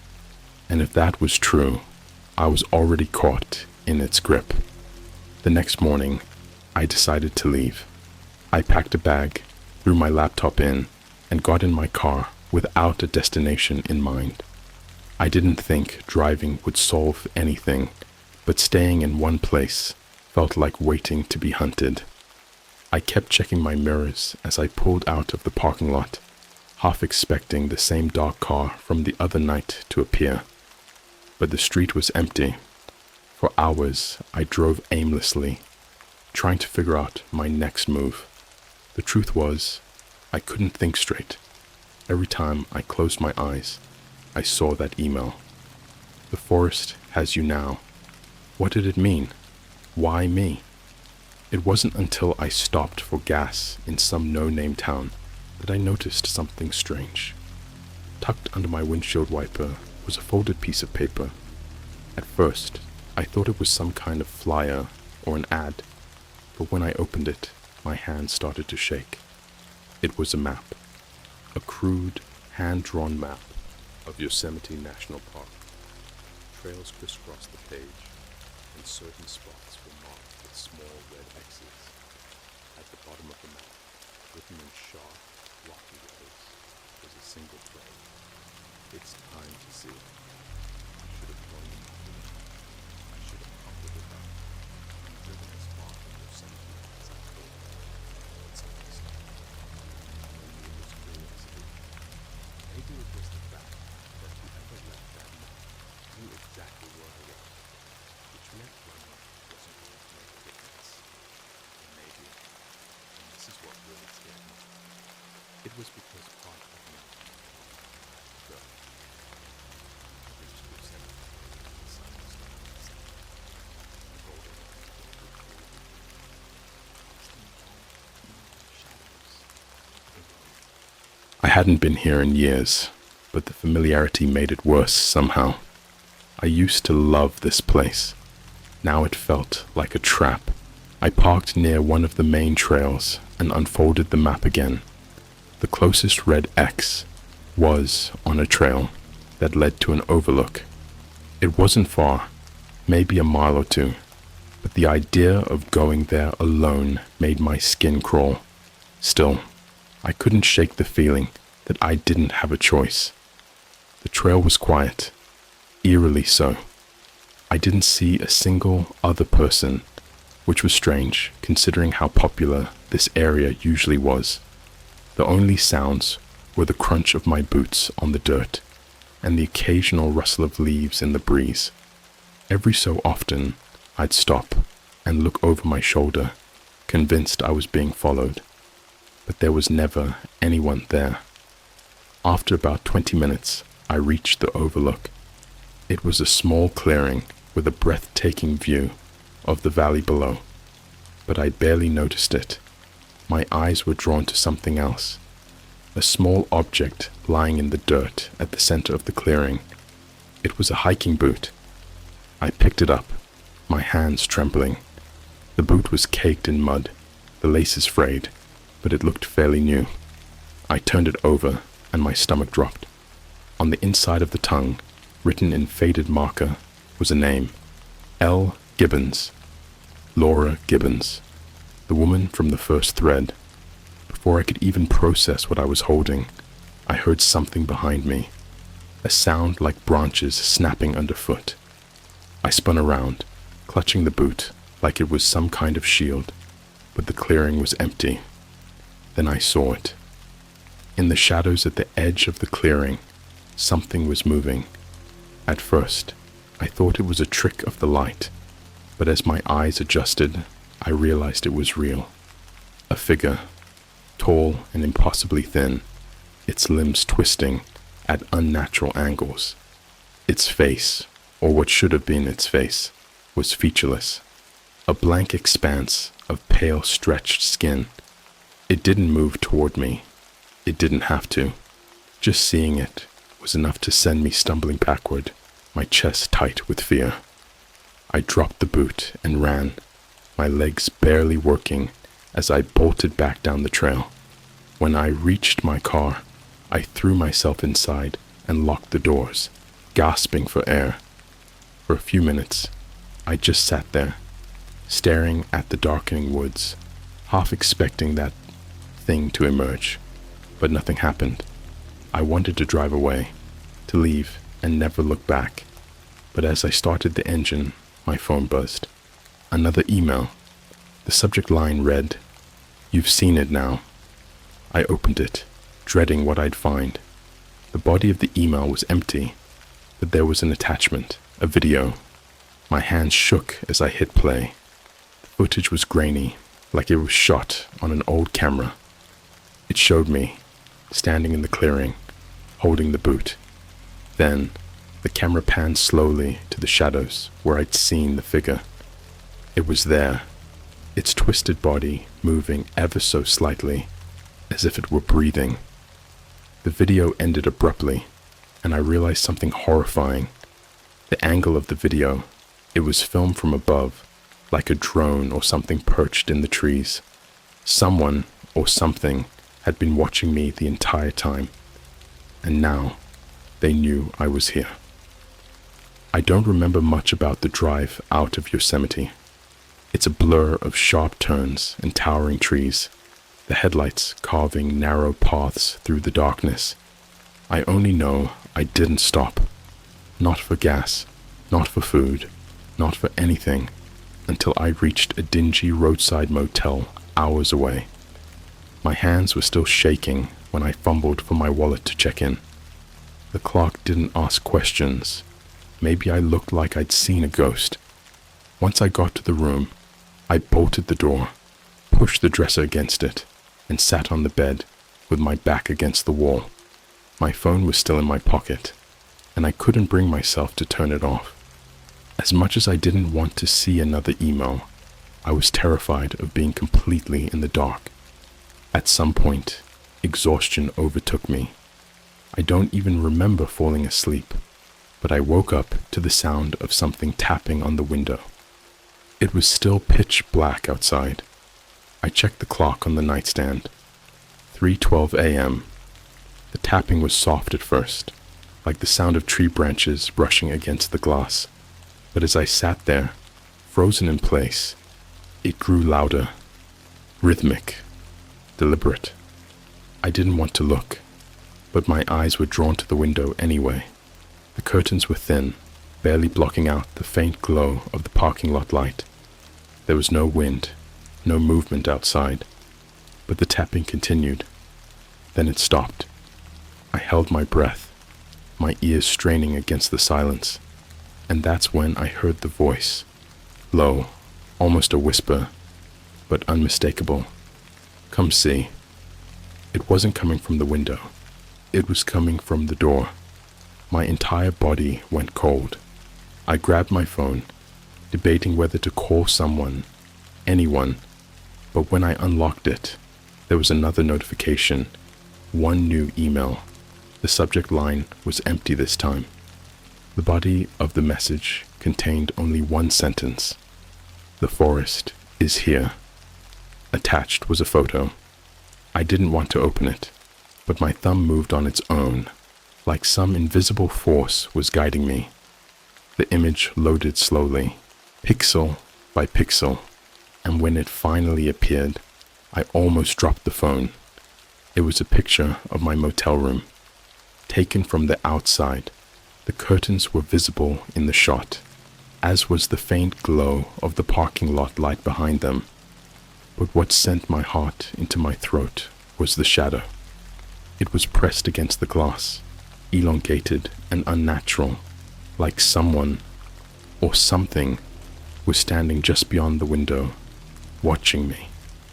I didn't stay to find out what it was.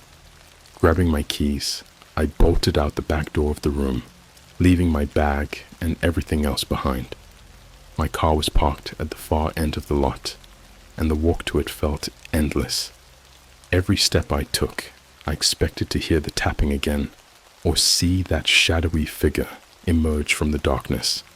When I finally got inside, I locked the doors and floored it, tires screeching, as I sped out of the lot. The road ahead was empty, the motel shrinking in my rearview mirror, but I couldn't shake the feeling that I wasn't alone. The fear didn't hit me until I realized I had no idea where I was going. Every highway, every turn, felt like it was leading me deeper into something I couldn't escape. The forest wasn't just in Yosemite. It was everywhere, its roots stretching out, pulling me closer no matter how far I ran. The next strange thing happened about an hour later. I'd been driving nonstop, the adrenaline keeping me awake, when the car radio turned on by itself. The static buzzed loudly, filling the cabin, and then a voice broke through, garbled and distorted, but still clear enough to send chills down my spine. "The forest does not forget." I slammed my hand against the power button, but it wouldn't turn off. The voice continued, growing louder. "You have been marked. Return." The sound was unbearable, a mix of growls and whispers, that felt like it was burrowing into my skull. I yanked the wires out of the back of the radio, and the car fell silent again. But the damage was done. I didn't know what return meant. Back to Yosemite, back to the clearing, or was it something deeper, something impossible to escape? I drove until the sun rose, pulling into another small town that looked like it hadn't changed in 50 years. I needed gas, but I also needed answers. For the first time since I'd left Yosemite, I opened my laptop. The Wi-Fi at the gas station was slow, but Lost Echoes loaded eventually. The Yosemite thread was still pinned, but there was something new. A post at the very top of the forum titled, "Roots Claim Another." It had been posted only minutes earlier. The thread was filled with photos, some of the hikers I'd seen before, others I hadn't, but there was one image that stopped me cold. It was a picture of my motel room, the same shot I'd been emailed, but this one was different. This time, the shadow wasn't outside the window. It was inside the room. The comments were worse. "The forest knows. It takes what is owed. He is almost ready." I slammed the laptop shut and ran back to my car, my hands shaking so badly I could barely grip the wheel. I didn't stop driving until the sun began to set again, and even then, I only pulled over because I saw something on the side of the road. At first, I thought it was just a fallen tree, but as I got closer, I realized it wasn't a tree at all. It was a sign, a wooden trail marker, the kind you'd see in a national park. The lettering was faded, but I could still make it out. "Welcome to Yosemite." I stared at it, my heart pounding. I hadn't been anywhere near the park for hours, days even, but somehow I was back. The forest had led me here. The trees loomed over the road, their branches twisting together like claws. The air felt heavy, suffocating, and as I sat there, staring into the shadows, I knew there was no point in running anymore. I turned off the car, stepped onto the empty road, and walked into the trees. I don't remember much after that, just flashes, branches tearing at my skin, voices whispering in languages I didn't understand, and the feeling of something ancient wrapping itself around me, pulling me deeper and deeper into the earth. Now, when I close my eyes, I see roots, twisting, growing, spreading like veins. I hear the forest breathing, its voice low and endless, promising that it will never let me go, and I know that I belong to it now, just like they said